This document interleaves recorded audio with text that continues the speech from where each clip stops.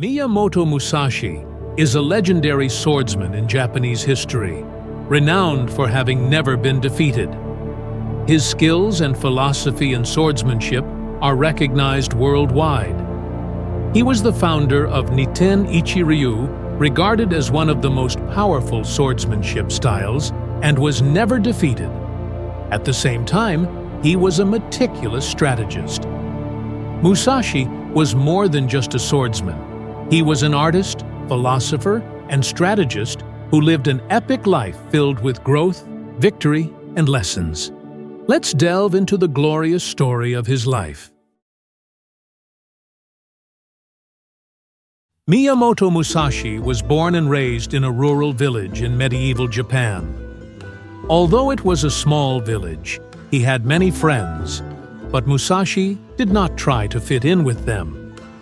Every morning, he would run to a small storage area in his father's room, where he would gaze at the Japanese swords and armor stored there until sunset. One day, Musashi fell asleep while admiring the swords, and his family found him lying beside the swords. His father was pleased to see his son showing a deep interest in the sword, realizing that Musashi had the potential to become a great swordsman. Musashi's father was Shinmen Munasai, a fairly skilled warrior known in their hometown. From that day onward, he began teaching Musashi the basics of swordsmanship.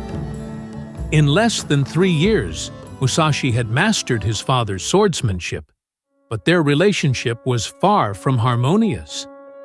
Musashi's father, Munasai, was a man with insecurities, and he began to feel increasingly inferior to his son.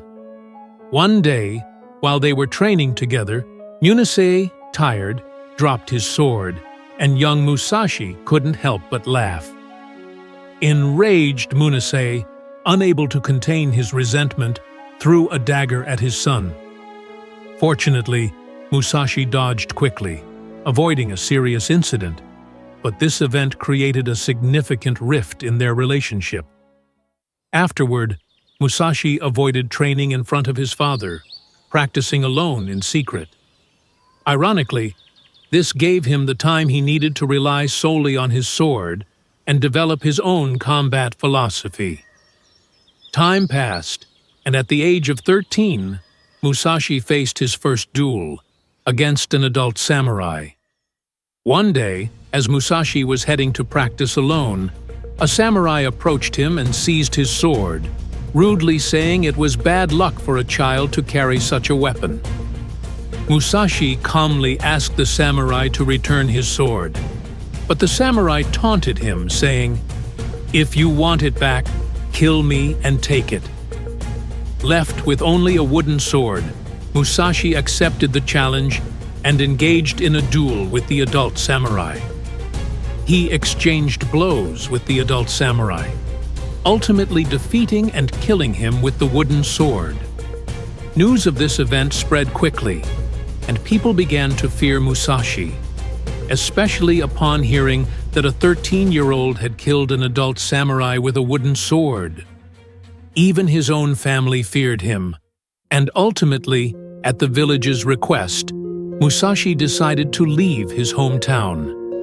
He decided to serve Ukita Hidei, a local lord originally from Musashi's hometown, and set off for Osaka. Shortly after joining Hidei's service, Musashi participated in the Battle of Sekigahara as part of his forces. Musashi showcased his skill by cutting down his enemies, but in the end, their forces were defeated and his lord perished, leaving the battlefield in chaos. Exhausted and leaning on his sword, Musashi reflected deeply on his journey so far. "Under my father and my lord, I could not become great. I must abandon the vulnerability that comes from dependence. Rather than live in the shadow of greatness, I will become great myself."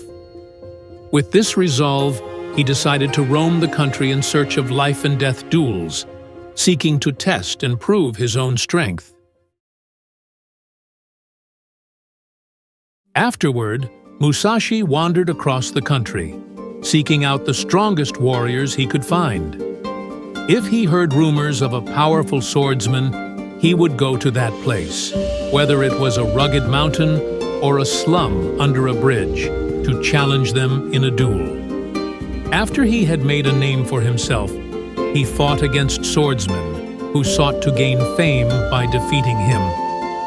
Through countless life-and-death battles, Musashi eventually perfected his unique style of dual-wielding swords called Niten Ichi-ryu, or Tian Yi Liu. This Nito-ryu swordsmanship, innovative for its time, became his trademark technique.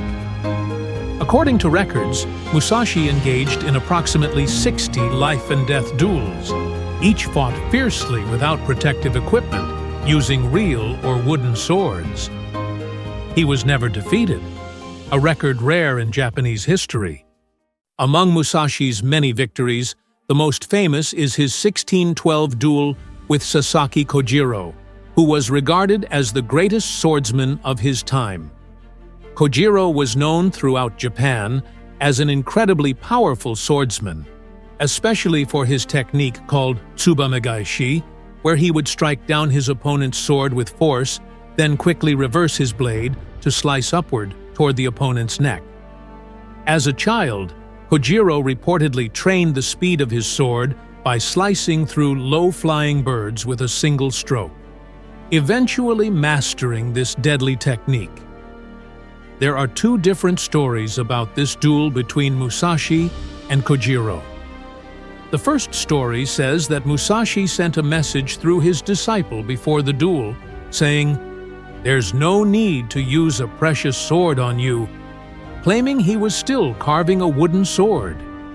In fact, Musashi appeared holding a wooden sword he had carved himself, unsettling Kojiro's concentration and winning the duel by exploiting this psychological advantage.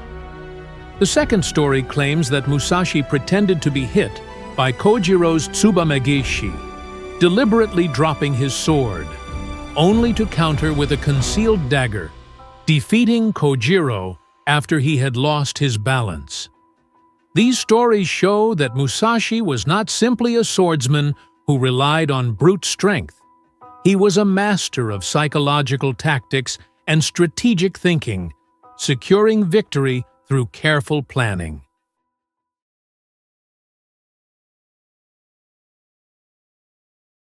In his later years, Musashi became deeply immersed in philosophy and art.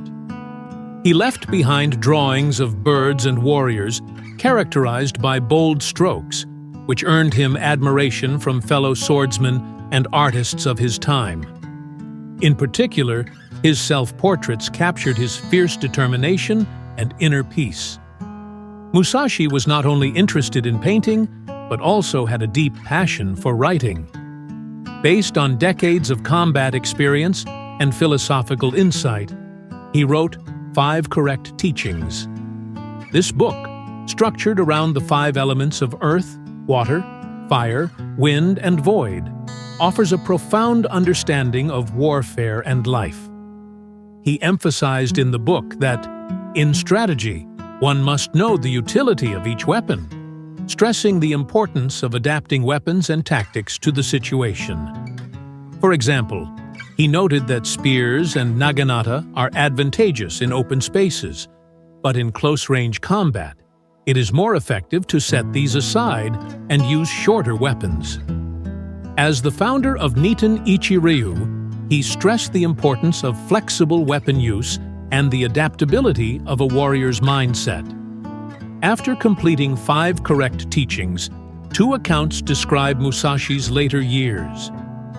One account suggests that he felt his life as a swordsman was complete, so he put down his sword and devoted himself to seclusion, focusing on inner reflection and self-discipline.